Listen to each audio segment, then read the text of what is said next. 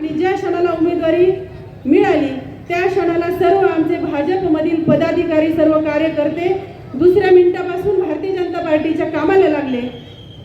आणि मला आवर्जून सांगावंसं वाटतं की भारतीय जनता पार्टीचा कार्यकर्ता हा संघर्षातून निर्माण झालेला कार्यकर्ता आहे, म्हणून आपला संघर्ष हा 5वीला पुजलेला आहे।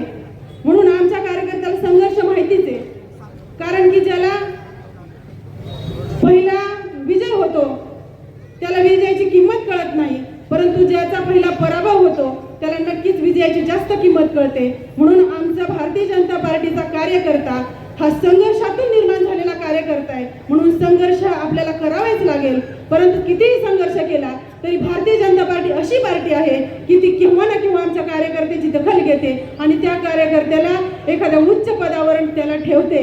ही भारतीय जनता पार्टीच्या आपल्या केंद्रातल्या सत्तेपासून ते राज्यातल्या सत्तेपर्यंत सर्वांना माहीत आहे आणि तेच महानगरपालिकेमध्ये देखील